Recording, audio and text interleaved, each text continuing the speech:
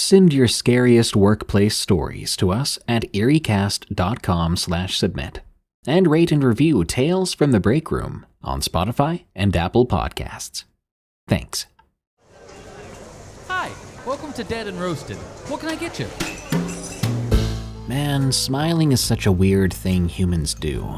Everywhere else in the animal kingdom, it's seen as a threat, basically begging to have your throat torn out. Reminds me of a story I heard recently. Dude, I'm just here for my latte. Whatever. Oh, hey, it's you. Welcome back. I've got some new and very creepy, scary work stories to tell you. Let's go chill in the back, where we can discuss smiling strangers, secrets in the sewers, and babysitter nightmares. These are Tales from the Break Room. My city holds secrets. From Willow. Cities where people are bustling, life is busy, and there are always things to do. I live in a major city on the eastern seaboard. For my privacy, I'll keep the name secret. You can call me Willow. I work a rather odd job most people would be disgusted by. I work in city sanitation. We clean the streets, help replace pipes, and sub for the garbage guys when they're off for the day and no one else will fill in for them. It's a dirty job, sometimes downright awful, but it helps the city keep clean and not be overrun by filth. I have many bizarre stories from that job. Body parts from a local hospital after surgeries, dead animals, mysterious goo. The stories never seem to end with what people want to get rid of. With this particular day, I was working closely with sewage maintenance crews. There had been a blockage deep under the main street through the city, and we couldn't tell what the issue was. It was far too deep for our devices to reach. So here I was, dressed head to toe in protective gear. I was used to this. My thin frame tended to let me maneuver through the pipes without much of a problem. A few years back, I was absolutely disgusted by this. But nowadays, it's just another day. I checked all my gear before descending down a manhole a quarter mile from where the blockage was estimated to be. It was an old passage, mostly brick and cement, nothing like the pipes I was so used to. A carving in a brick told me that the tunnel was built in 1965. It was well worn and I was rather tender-footed, wandering through the sewage. If it wasn't for the peppermint oil that I rubbed into the suit, it would have been much more foul, enough to make the eyes water and even the most seasoned person gag. I made my way to the blockage, staring carefully ahead, making sure to duck under utility pipes and the occasional landmine of human waste. It was constantly flowing, but sometimes they would get stuck between the bricks that were guiding my way. I'd finally seen what exactly had been blocking the passage after a few twists and turns down the never-ending tunnels. It was a rather large mass piled up halfway up the passage. It reeked, even through my peppermint. I forced down the instinctive urge to gag and went to work with my tools trying to pull, cut, and rip the blockage down. I saw things like twigs from the surface that people probably stuffed down storm drains. I saw a few bugs scattering about, and that was enough to send chills along my skin. I kept at it, eventually getting it down to a fourth of the way, when I paused, horrifying at seeing something move. I backed away slowly, absolutely terrified of what it could be. There were noises from the pile that sounded human but deeper. I don't know if it was something feral in my mind, but I fought the urge to run, thinking that somehow it was an animal that managed to get itself tossed down a manhole cover, or something else that needed help. I poked the pile with the end of a wrench, and then it shifted, revealing a creature coated in trash, waste, and something old and red. I couldn't make any sense of what I was seeing, but the smell was horrible. It only grew worse as the creature stood and stared at me with deep silvery eyes. They reflected greenish yellow in the light from my head torch. I did not know how to react, so for a while I was just stunned in that spot. The creature shook itself, staring me down before seeming to grin, and it took a step towards me. That got my body to move. I began to bolt down the passage, praying that I was taking the right turns. I'd left most of my gear behind, and I was running faster than I should have been, slipping and sliding in the disgusting sludge as that creature pounded behind me. I was screaming by then. Horrific noises came from the beast as it began to catch up with me. I was racing through the endless twists and turns before realizing nothing looked familiar. There was no graffiti, no etchings from the fellow workers. The brick walls seemed to enclose around me then as I panicked more and more. I hooked a right, hoping there would be another turn to send me back down the right path. That thing was right behind me then, taking swipes at my suit. I could feel it. I couldn't understand how or why it was like this, but I was scared. My legs burned and my eyes clouded with tears. My breath came in short, gasping sounds as I ran, trying not to break down sobbing in terror. I was dashing down the corridor, no turns visible to my dismay, but I kept going, the burning in my legs starting to actually hurt. My muscles were cramping up, most of them even shaking, but I kept going until I felt searing pain on my shoulder. That thing had taken a swipe at me, leaving gashes. I howled in pain and scrambled, trying my hardest to maintain the speed I'd been going. Thank God I found my way to the ladder, the one I'd been searching for, and I screamed as I practically ran up the thing to the manhole, leaving the creature behind in that sewer. But at some point, based off the noise, it seemed to have stopped following me. But why? And when? I desperately relayed what had happened to my team, and even showed them the gash that extended from my shoulder halfway down my back. My team was skeptical, saying it was a hallucination from the fumes, and that I could have gotten the suit torn from brushing against the brick. Maybe there was old rebar down there that had caught on to me and got me. I was quickly sent to the hospital for treatment. I got a whole bunch of staples, and my statement was taken by my supervisor. He didn't believe me either, but he gave me a small, deceitful smile of understanding. I had the next week off to recover and gather myself. I'll leave you with this. I know what I saw. Stay out of the sewers.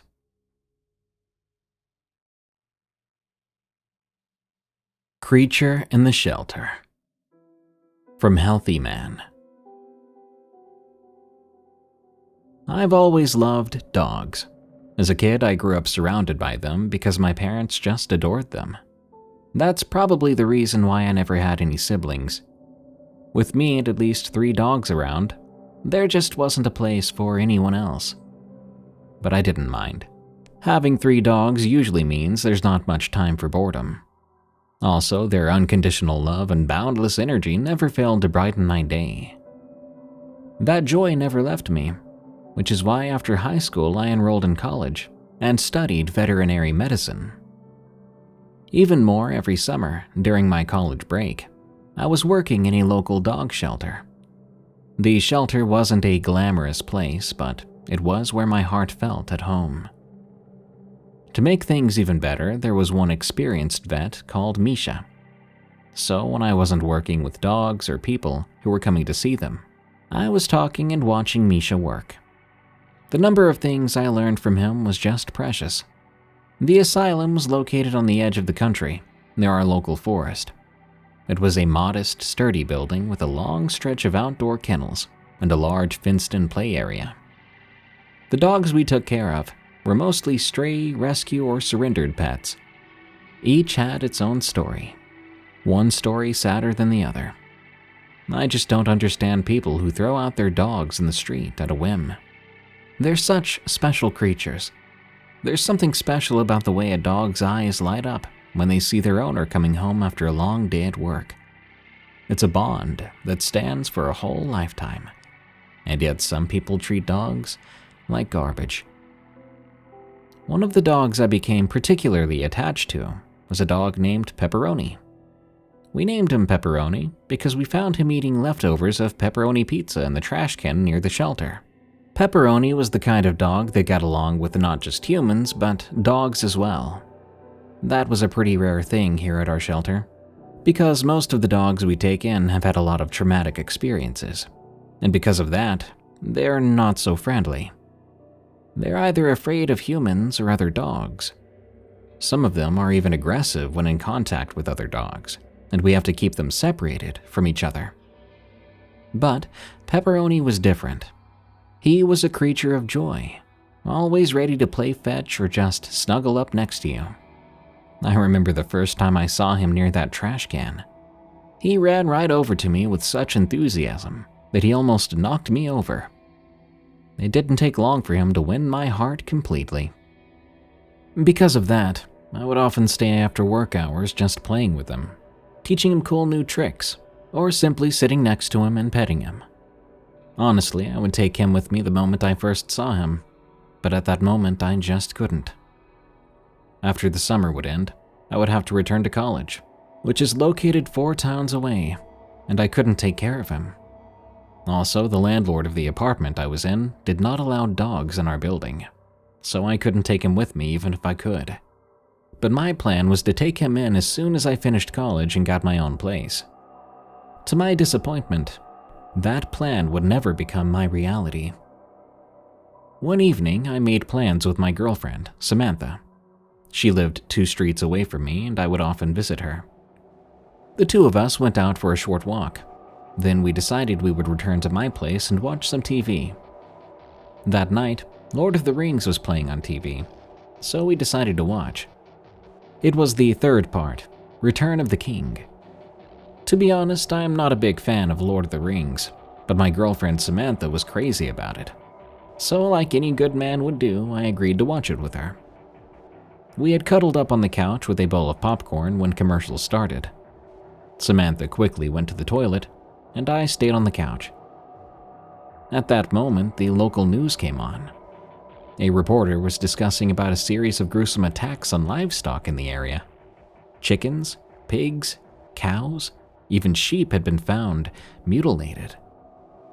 People were confused by the events that were happening. Nobody could explain it. By then, Samantha got back from the toilet and started to listen to the report too. The authorities suspected a pack of wolves might be responsible, as the surrounding region was forested. "Do you really think it could be wolves?" Samantha asked. There was some concern in her voice. "Maybe," I replied, though I couldn't help but feel a shiver run down my spine. "But this is kinda weird. Wolves usually avoid humans and anywhere humans frequent, so they don't normally attack livestock so close to town." "Well, whatever it is, I hope they find it and deal with it soon," she said. "It's creepy knowing something like that is out there, and not too far away." To be honest, I didn't really think about it much after I heard it in the news. I remember back in the day, when I was just a little kid, my parents would talk about similar things happening in the country. I think back to when foxes would kill chickens and really tick off the local people.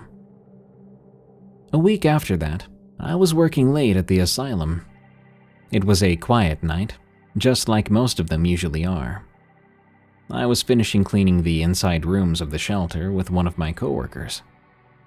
Misha suddenly showed up, asking us if we could clean up the floor in the treatment room. My coworker wasn't really into that idea, but I agreed to help. Misha had really taught me a lot, so I didn't mind repaying him here and there.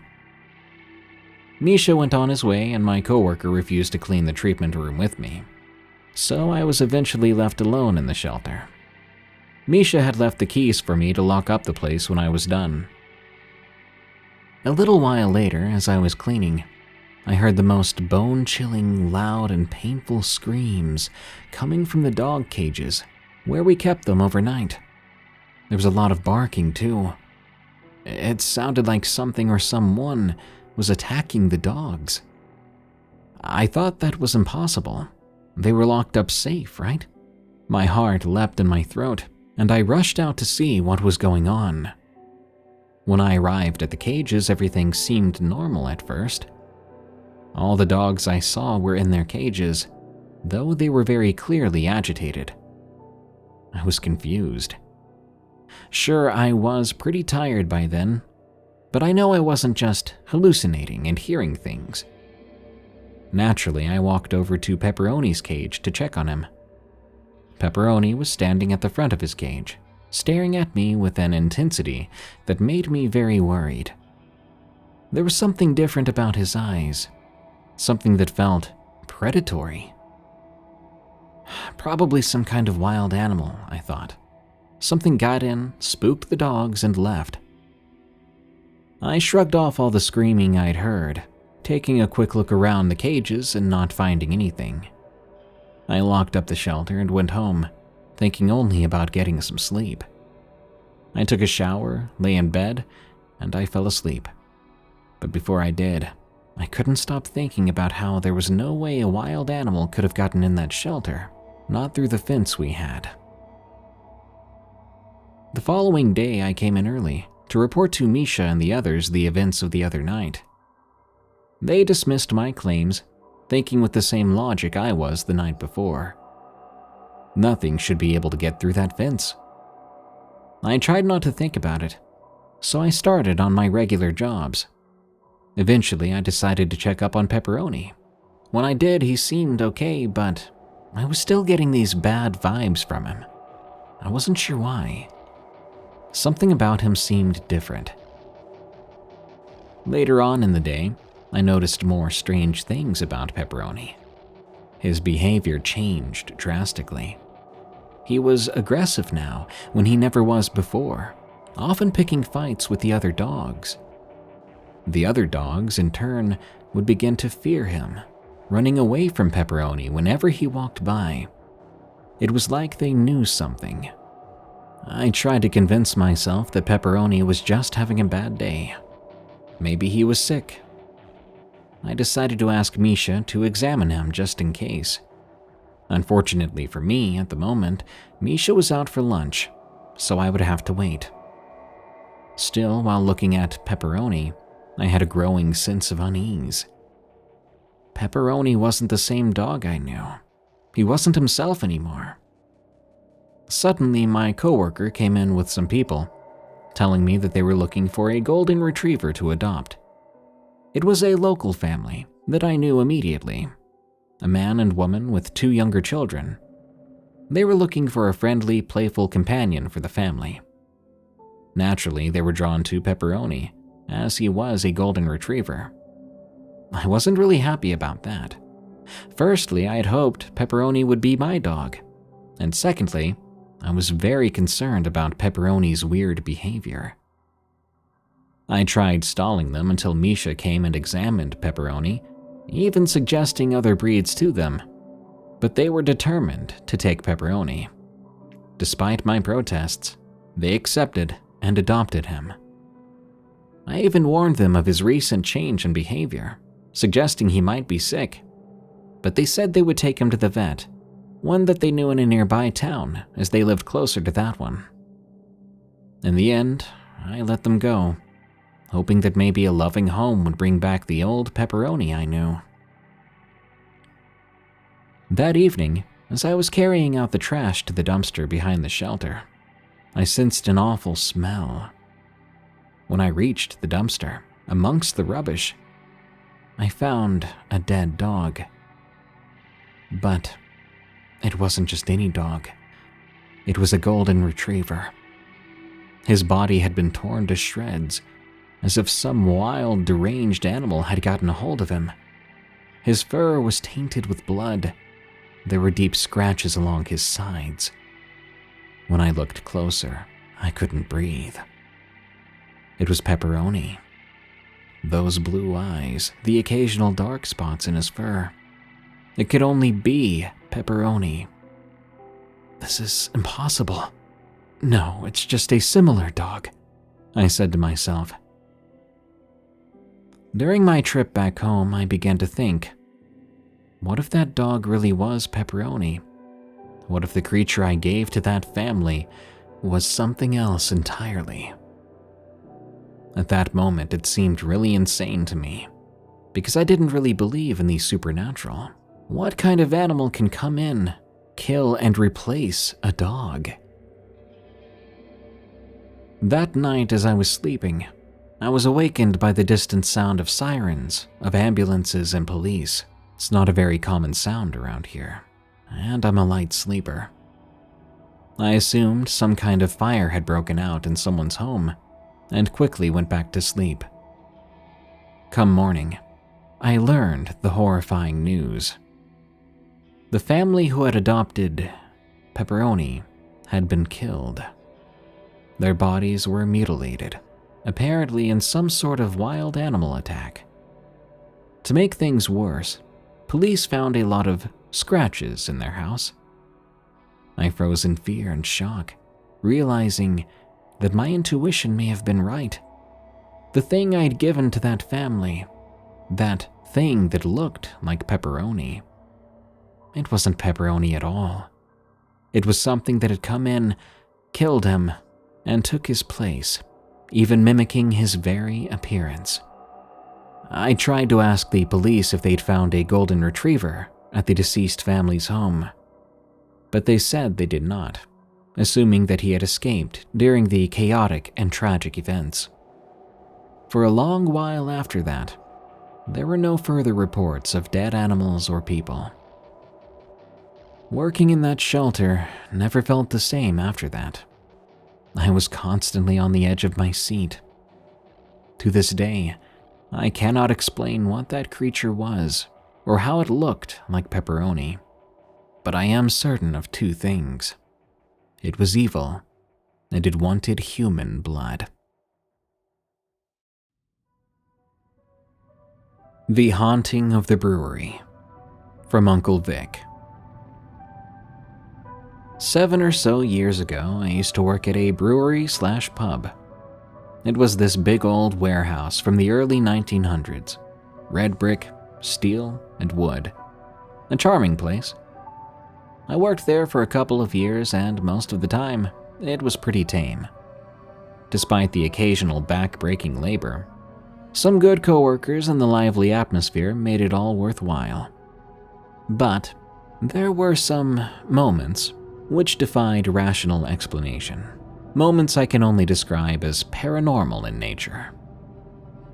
One such event happened during a particularly late night shift. I was tasked with closing up the warehouse and loading docks. The chores involved making sure there wasn't anything obstructing the truck's parking spots, stacking up any loose crates, turning the lights off, and locking everything down. Basically ensuring the smooth flow of operations for the next day. I was making my rounds, checking off each item on my mental checklist. Suddenly, I felt this eerie situation, the kind of feeling you might get when there's someone looking right over your shoulder. Then a peculiar noise caught my attention. I turned right around, finding a lone beer bottle rolling towards me from the shadows between the tall stacks of crates. It wasn't forceful. It looked as if someone gently placed it on the floor, then pushed it in my direction. It was a curious sight, though. At first I wondered who could have done it, then quickly assumed it must have fallen and I didn't hear it. So I picked up the bottle, placed it inside a half-empty crate, brushed off the incident, and continued on. Eventually, I was making my way to the exit, when seemingly out of nowhere, a myriad of beer bottles began to roll towards me. Each one looked as if it had been slightly nudged from the spaces in between the crates. What in the world? I thought. I was tired, and the guys around here do like to prank on occasion, so I shouted into the dark. "All right, you got me. Come on, I gotta close up." I expected a response of laughter or hushed whispers, but instead, it remained dead silent. I waited for a couple of minutes, then turned on the flashlight on my phone. Despite the creepy feeling building up in that poorly lit warehouse, I began looking around the stacks of crates. assuming I would find some giggling coworker trying to hide. After searching every corner and turn, I gave up. I was pretty freaked out by then. I was left with more questions than answers, and I would have to pick up the bottles before I could leave. I was feeling frustrated and uneasy, so I called out into the dark again, just in case. "Alright guys, I'm locking you in here. See you tomorrow." Just as I finished saying that, a crate full of bottles fell from one of the stacks, landing a mere 2 feet in front of me, glass shards and beer exploding all over. The next day, I told my boss about it, only to be met with a dismissive shrug and a half-hearted explanation that a rat had brushed against the crate, causing it to fall. I don't think it was a rat. I felt more like there was something weird going on in that old brewery. Thing is, those crates, when fully stacked, weighed around 20 pounds, if not more. How would a single rat push it? I talked to my coworkers about it. I was told a number of different stories. Stories about ghostly encounters and apparitions, noises and voices echoing through the empty halls, objects mysteriously moving on their own. A lot of tales and legends circulating among the staff. A lot of folks thought the place was haunted. Another experience happened during a closing shift in the pub section of the brewery. When closing the pub, the last thing you're supposed to do is restock the walk-in freezer. As I descended into the underground cellar to restock the walk-in, I couldn't stop thinking about what happened in the warehouse. After that night, every time I found myself alone at work, I felt a little scared, to be honest. Down in that cellar, the air felt real thick and heavy. All I could hear was my footsteps and the machinery below. The freezer was probably just as old as the building itself, and it sat underground, right underneath the bar. I was down there filling that enormous thing with kegs and boxes. It was a very old freezer, from a time when safety standards and regulations weren't a big concern. The freezer doesn't open from the inside. No handle, nothing. Just a flat, plain steel door. I did what was common practice among the staff when you had to go inside that death trap. I placed a keg securing the door open. I was halfway through the task when I heard the door slam shut. I panicked, rushing towards it, but by then it was already locked. I frantically pounded on the door, hoping someone would hear me. I screamed and yelled too. My panic grew, realizing the last person there with me was my boss, and he would be in his office, 2 floors above me, probably with his door closed. I tried my phone, but I had no service, probably because I was locked underground inside this steel trap. I was wearing only jeans and a t-shirt. Every passing second, that cold gnawed at my bones. Before long, my face went numb, and my hands felt stiff. I tried to make a blanket out of scrap cardboard, but it was doing a very poor job of keeping the cold at bay. Time seemed to move at a snail's pace in there. For a while, I just started to watch my breath. Now, I had a date with a customer of ours, and when she didn't find me upstairs, she went looking for me, and soon located my boss to ask where I was. When he couldn't find me anywhere else, he went to the cellar, only to find me inside the freezer. I'd been in there for about 45 minutes. I remember the glorious sound of the door clicking open, seeing the surprised faces of my boss and my date. At the time, I was sitting in a corner, cardboard stuffed in my shirt and pants, phone in hand. I was in the middle of writing a letter to my parents and considering drinking myself to sleep. After the incident, my boss installed a chain and hook to keep the door open. Then he held a staff meeting, urging us to take precautions, like informing others before heading downstairs. Despite the efforts to reassure us, I refused to ever step foot in that icy tomb again. The thing that stuck out after I gathered my thoughts regarding the whole ordeal was the fact the keg I'd placed to hold the door open was at the other side of the room after I got out. It was a full steel keg, not something that just slides away by accident, let alone quietly. As time went on working there, I began to get curious about the place. I'd heard the legends and rumors among employees, but I decided to dig into the history of the building, see what I could find. I found some old newspaper articles, tales from locals, some anecdotes from regular customers. Apparently, the brewery during the Prohibition era was actually a slaughterhouse, serving as a speakeasy and a hotspot for criminal activity. Allegedly, some folks had met their ends here. With this new info, I tried my best to respect what spirits might be here, and to keep my eyes and ears open at all times. One particularly memorable encounter occurred during a patrol of the loading docks. As I made my rounds one night, a chill crept up my spine.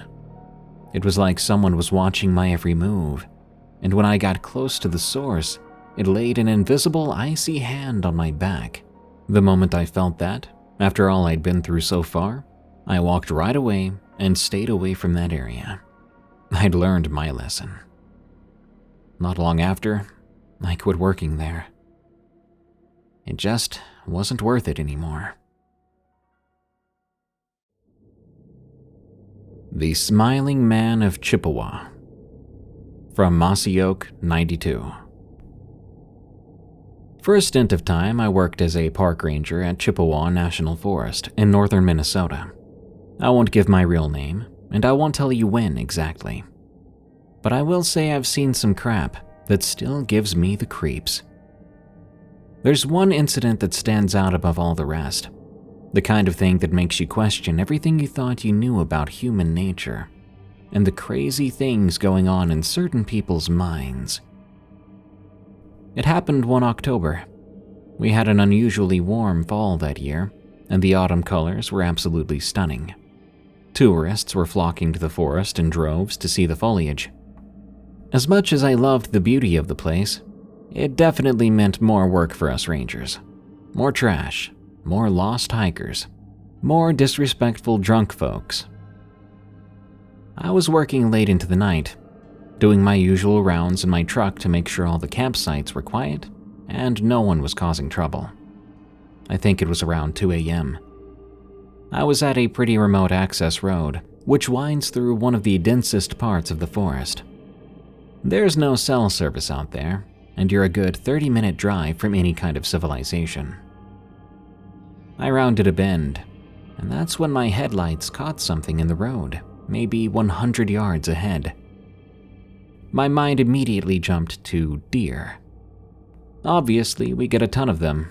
They're always darting out in front of vehicles too. Can get pretty messy. As I drew closer though, I realized it was a person standing stock still in the middle of the road. Very weird. Don't get me wrong, coming across hikers at night is not unheard of. We get the occasional group that underestimates a trail and ends up stumbling back much after dark. But this far out, at 2 a.m., no gear, no flashlight, it was extremely weird. I slowed to a stop about 20 feet away. Then I turned on my spotlight. The figure didn't move or react at all. I was certain it was a man, probably in his 50s or 60s, with long graying hair and a scruffy beard. He was wearing dirty, tattered clothes that looked like they hadn't been washed in months. And he was just standing there, staring straight ahead with this vacant expression. I rolled down my window and poked my head out. I called to him, introducing myself first, then said, "Are you okay? Do you need assistance?" No response, not even a blink. Alarm bells were going off in my head, but I knew I had to check on him. I got out of my vehicle, one hand on my bear spray, the best non-lethal defense we were allowed to carry. "Sir, can you hear me? Are you hurt?" As I got closer, the hairs on the back of my neck stood up. Something was very, very off about this guy. His skin had a grayish pallor, and his eyes looked very, wrong. They were too intense, too focused, and he was completely motionless. I couldn't even see his chest moving with breath. I was about 5 feet away when he finally moved. His head snapped right towards me, so fast I swear I heard his neck crack. Then he smiled. I have never seen a smile like that before or since. It wasn't wide or manic like you'd hear in other stories. Instead, it was small and knowing, and absolutely terrifying. It was like the look of some sort of carnivore who knows it has cornered its prey. His voice, when he spoke, was soft and raspy, like sandpaper on stone. "I've been waiting." I stumbled backward, fumbling for my bear spray. "Sir, I'm going to need you to stay where you are." But he stepped forward anyway, still smiling that awful smile. "I've been waiting for you." He started to sing. I was beginning to think this was either a very horrible prank or this man was beyond insane. I managed to grab my bear spray and I aimed it at him. "Stay back. I will use this."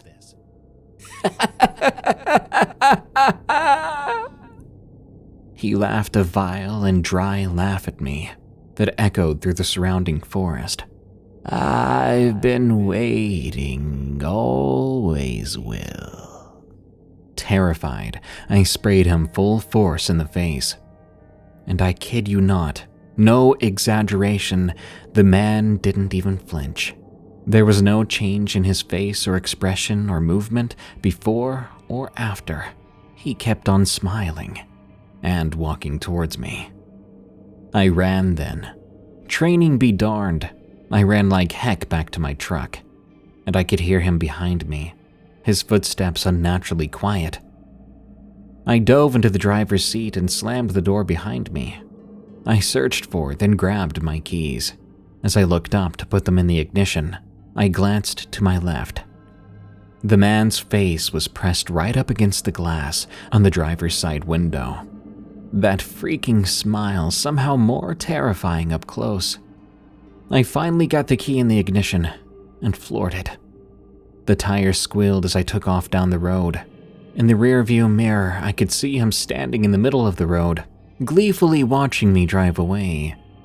He raised one hand in a mocking wave. I white-knuckled the steering wheel, driving far too fast down the twisting forest road. I didn't slow down until I made it back to the main ranger station. I screeched into the parking lot and ran inside, shouting for anyone. They found me nearly hysterical. When I finally caught my breath and calmed down enough, I told them what happened. They thought I was nuts.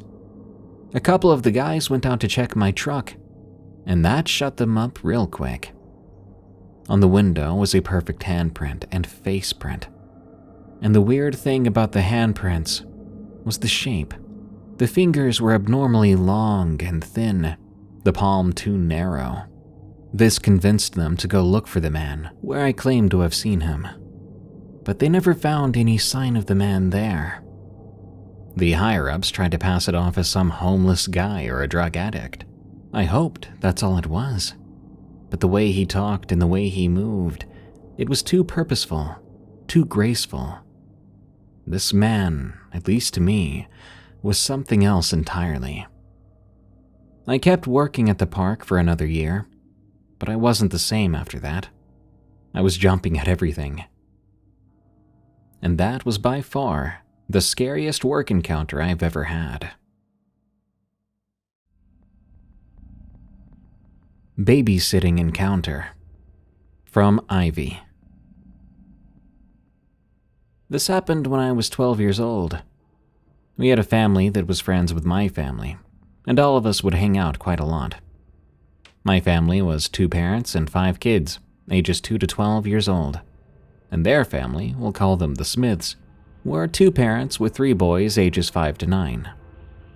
My parents enjoyed socializing with theirs, and all of us kids would play together. As a 12-year-old, I was interested in a lot of things, including science, nature, the extraterrestrial, and of course the paranormal. The oldest Smith boy was only 9, but we were the same height, and I thought of him as my intellectual equal, so I frequently forgot there was an age difference between us.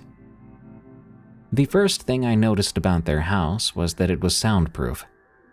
As far as I know, they did not do anything intentionally to soundproof it, but there were multiple occasions where we'd be doing something like barbecuing in the backyard, and I would go inside to use the bathroom, and the house was completely silent despite the noise outdoors. I couldn't even hear the loud 4th of July or Memorial Day party taking place in the backyard.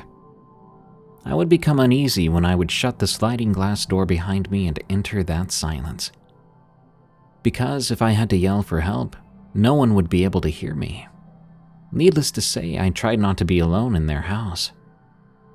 One day, we were swinging on the swing set in their backyard, and I was watching my shadow getting longer and shorter as I got closer or farther away from the ground. Except for some reason, my shadow was not following the same long, short, long pattern it would usually follow when I was swinging high, low, high. Like I said, I was into science and knew my shadow should be longer or shorter, depending on the angle of the sun and my height off the ground. I promptly ran experiments and found my shadow looked different in different parts of their backyard. I pointed this out to the oldest Smith boy, and to tease him, I said, "I think your house is haunted." I expected to have an interesting conversation about it, but instead he went straight to his mom and told her what I said. It was an odd reaction. Normally, we would play for hours without talking to our parents. I expected his parents to just laugh off the comment, but they were uncharacteristically serious and asked, "Why would you tell him that?" When I remembered he was only 9, I felt bad, and I realized I probably shouldn't be saying things to scare him. But the thing was, I hadn't said it to scare him. To me, it was a real idea that something odd was happening here, and I wanted to discuss that with someone. What scared me, though, was seeing his parents so serious. They were usually the most unserious people I knew. Now, as an adult looking back, the only reason I can come up with to rationalize how his parents reacted is that I know how hard your life gets if your kids aren't sleeping through the night. So maybe they were worried the idea would cause some sleep issues. I guess you could say that's my working hypothesis. Eventually, they forgot about my comment because they asked me not too long afterward to babysit for a couple of hours while they went off to dinner. I didn't really feel old enough to be babysitting. I was only 12. I felt like I was the same age as the oldest Smith boy, so telling him what to do probably wasn't going to go over well. I said yes anyway, and the only instructions they gave me were to tell the boys to head to bed at 9 p.m. I didn't have to bathe them or help them brush their teeth, but just pester them to lay down in their beds. When the time came, I was surprised they lay in their beds without a fight, so I went downstairs to watch some TV. As I sat in the living room, I began to hear kids laughing. It sounded like when kids giggle from playing a fun game or being tickled. Naturally, I thought it was the 3 boys, so I went upstairs to tell them to cut it out. But when I looked into their rooms, all 3 boys were sleeping. And not fake sleeping either. I'm talking mouth open, arms bent at weird angles asleep. I went back downstairs confused, thinking there must be kids playing kickball or something in the street in front of the house. But the place was noise-proof. Even so, I went to check. I looked out the front door and no one was out there. I even walked the perimeter of the house from the inside, looking out all the windows for the children I thought I was hearing. But I didn't see anyone at all. When I stuck my head out the sliding glass door and into the backyard, I heard crickets, but no laughter. It was quieter outside the house than it was inside. I decided not to let it show that I was freaked out, so I stayed calm, sat on the couch, and turned up the TV until I could no longer hear the laughter. Eventually, their parents came home, and that was that. They asked if the boys gave me any trouble, and I said no. This happened 16 years ago, and nothing remotely paranormal has happened to me before or since. I can't explain it, but that house felt powerful. Not evil or dark per se, but just a feeling that I could easily be overpowered. I like to think whatever it was supernaturally protected those boys. They're all in college now, and they seem to be doing well. I'm not exactly sure what I believe about the paranormal, but I do know I experienced it there.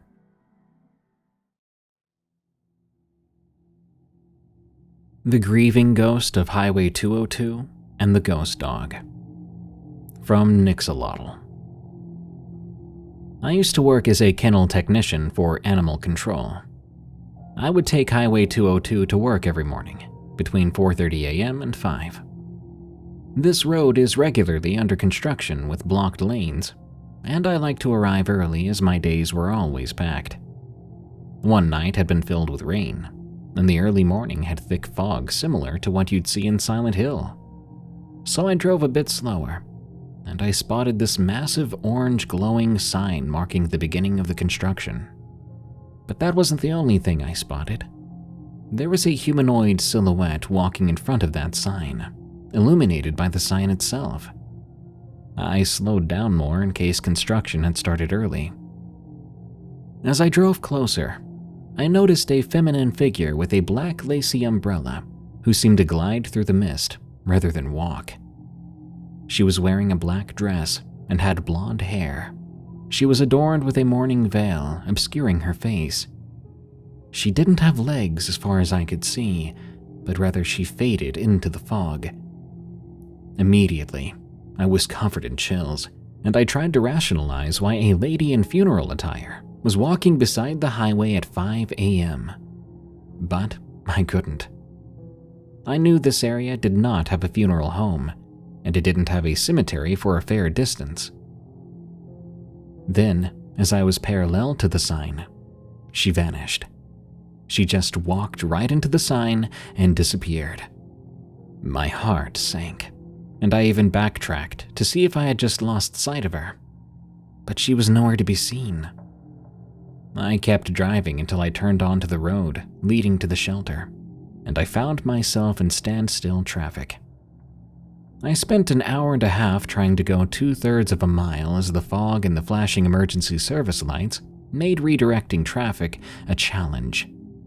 As I reached the end of the traffic at the side of the redirection, I saw a motorcycle on the road, or rather, what was left of it. It had been pulled aside and was directly next to the redirecting path. A sheet was draped over a gurney that was being loaded into an ambulance, and even the fog did not hide the blood soaking through the snowy fabric. A large truck was pulled off to the side, and multiple dark silhouettes were crowded around the front. I learned a few hours later that the truck and the motorcycle had collided head-on, and the cyclist died on the scene. I couldn't help but wonder, that lady I'd passed earlier, was she mourning the dead, or was she arriving to lead the soul away? I'm used to seeing accidents and their aftermath, and I'm accustomed to the paranormal, but it's always saddening seeing something like this. Even that shelter had a fair share of ghosts or shadows, which always seemed to be watching. Glimpses of dogs that had recently been euthanized running between the kennels. Seeing a cat out of the corner of your eye that vanished when you tried to look at it directly. And even the shadowy silhouettes of people walking between kennels and crouching down where dogs were excitedly yapping at something just beyond the door. Still, I wasn't going to shake off the events of that morning anytime soon. And even when I left the campus for my apartment back across the highway, I couldn't help but glance towards the construction sign that was no longer obscured in fog. I never did see her again. I've since left that job. I could not dedicate enough time to the work after summer ended and my college courses picked back up. But I still wonder if anyone who works there sees any of the weird things I saw. or if anyone has seen the woman on the highway, maybe even the ghostly figure of a man in biker's gear wandering the area. One night, driving through this same area, I spotted a little black dog in a red harness darting through traffic. I am not the type to leave a lost dog, especially such a small one. So I made a U-turn as I saw the dog dart into the grassy middle section of the road through my rearview mirror. The dog hadn't crossed over or appeared back on the road yet, which was relieving as it was incredibly dark out, and chasing an animal that small while it was this dark between traffic at 50 to 65 miles per hour was not a good idea. I pulled over, but the dog in the bright red harness was gone. Not a trace of it. There's no way I would have missed it had it darted back onto the road on either side, as the harness was reflective. I spent 10 minutes dodging traffic and checking the whole area, even getting back in my car and driving around in circles, looking for that dog. I haven't seen that one since either. I'm hoping by posting here, maybe someone else would have seen the woman, the dog, or something else in the area. I've got a dash cam now, though I have no idea if it will catch anything paranormal. But if it does, I'll be ready next time. Night Shift at the Bank. From Anonymous 2024. I work as a security guard for a branch of a big-name investment bank in Manhattan. My job's pretty routine, since I work the night shift when the bank is closed, and I've never had to deal with burglaries or people trying to get in at night. In fact, I'm not entirely sure why the bank needs a security guard at night, as the place is secured so well already. I worked the day shift for about 6 months. I was only recently transferred to work nights when the last guy, we'll call him Mike, suddenly stopped showing up for work. I'm lucky to have procured the job as I have so many fewer responsibilities now, and yet I get paid the same amount. I work from 10 p.m. to 6 a.m., and my job mainly consists of monitoring the 6 CCTV security monitors, and occasionally walking through each floor, checking to make sure all doors are locked and nothing's out of the ordinary. Due to the simplicity of my job, I work alone, so initially it did feel a little eerie being in such a big building all by myself. But any sense of fear or tension was quickly replaced with boredom, as I soon realized I had nothing to do. Most of my time was spent in the security control room, sitting in front of the monitors, kicking my feet up on the desk, reading a Stephen King paperback. One night while strolling through the first floor, I heard a long, drawn-out hiss. It seemed to be coming from the floor below me. I'd never heard that sound here before, so I was perplexed and a little bit creeped out. I ran to the stairs and down one level to the basement. I got my keys out, found the right one, and unlocked the green metallic door with a big white bee in the middle. I stepped through the door and was immediately sprayed with a thin layer of water. Instinctively, I jumped back, pulling out my X-26 taser gun to point at whatever was in front of me, as I sputtered water from my lips and wiped it out of my eyes, just to see that it was a burst pipe. I sighed with relief. Moments ago, I was convinced I was about to apprehend an intruder, but I holstered my taser instead. The burst pipe was approximately 30 inches to the left of the door, while the main valve was about 60 yards to the right of the door. So I jogged down the hallway in that direction to shut off the water supply in hopes of stopping the leak. I'm not sure what could have caused the pipe to burst. Perhaps it was just old and rusty and needed replacing, which wouldn't be a surprise considering the state of this place. The basement, compared to the rest of that building, could be a good setting for the next Saw movie. The lights always flickered, the paint on the walls was chipping, and I swear I heard sounds of creatures skittering in and out of small cracks in the floor. It's what drives me to do whatever I can to stay the heck out of this place whenever I can. This is one of the few times I've actually had to come down here for any reason. There are some custodial and supply closets, and other maintenance rooms down here that I was briefed about, but nothing that would require my presence. There's even one room with a big metal door that has a large radioactive warning sign on it that I was told specifically not to go into. Apparently, the room has high levels of radon gas, which results from the radioactive decay of uranium. No one really talks about that room, and unnecessary questions are discouraged by the supervisors. Wanting to get out of there as quickly as possible, I pulled the lever of the main valve, turning off the water supply. I then headed back to the basement door to go up and log what happened. As I walked back, I was able to take in my surroundings in better detail. I walked another 3 feet and stopped dead in my tracks. The door with a radioactive sign on it, the one to the room I was told not to enter because it's full of radon, was cracked open. I felt the bottom drop out of my stomach. The feeling I felt could only be compared to what people who looked into the eyes of Medusa might feel a millisecond before turning to stone. I knew that being within feet of that room with its door cracked was a life-altering event.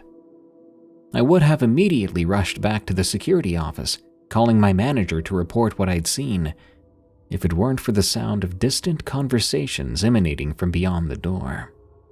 I was confused. I strained my ears to try and make out those sounds, praying I wasn't going crazy and hearing things.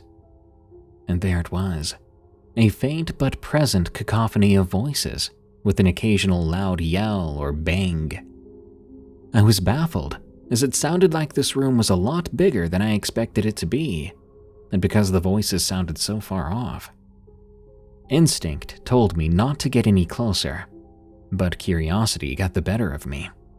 I slowly walked over to the door to peer through the gap inside. What I saw wasn't a hollowed-out dank basement room with miscellaneous objects strewn about and pipes running around the walls and ceiling. No. What I saw was a long, steep staircase descending further past what my vision could make out. It was lit up by long, thin, dim, fluorescent lights spread out horizontally on the ceiling. The quality of the walls beyond the door were in stark contrast to those making up the rest of the basement. They were covered in shimmering silver tiles. It gave off a futuristic aura. Still hearing the voices off in the distance, and having seen the staircase, thoughts of radon exposure evaporated from my mind as the inquiring and skeptical part of me took over. I wanted to find out what was going on here. I pried open the door a little, stepping through to the staircase. The voices from down below were a little louder now, and I began to hear what sounded like machines beeping and phones ringing. The confusion I felt temporarily overshadowed my fear of the situation I just walked into. Yet, as I was about to take a step down the flight of stairs, I immediately was hit with the realization of what I was about to do. This room clearly was not meant to be stumbled upon by a mere security guard, and the lengths the company went to keep people out of the basement, specifically this room, made it clear that I should not be there.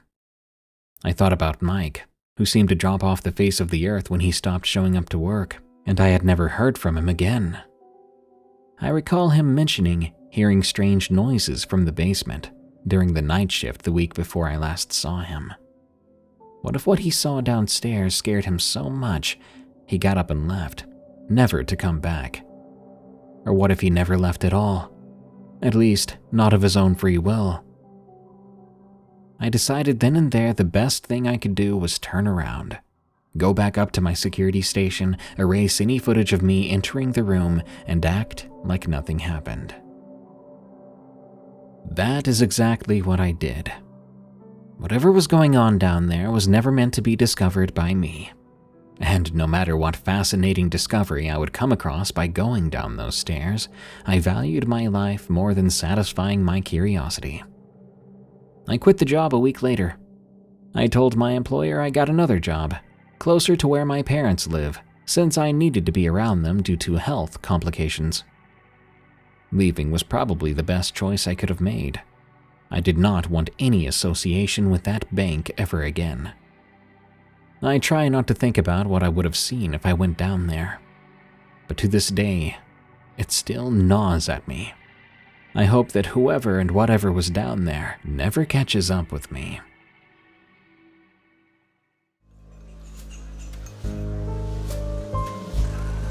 Thanks for tuning in to Tales from the Break Room, the home of the scariest true work stories. If you want to hear your story narrated by me, send it to me at eeriecast.com/submit. We pay 5 cents per word for accepted stories. Help us grow by leaving Tales from the Break Room a rating and review on Spotify and Apple Podcasts. And be sure to follow us on your favorite podcast app. Check out eeriecast.com or search for EerieCast on those very same podcast apps to see our other exciting and terrifying podcasts, like Unexplained Encounters, the other show I host, where I read stories with a focus on the supernatural. To get some merch, go to eeriecast.store. And to unlock ad-free episodes of your favorite EerieCast shows and exclusive audiobooks, go to eeriecast.com/plus and consider signing up for EerieCast Plus. You can follow me on Twitter, I guess it's X now, @DarkPrevails. You can also subscribe to me on YouTube, where I deliver the same content. Just look for Darkness Prevails. Good night. I hope we can share another break sometime soon.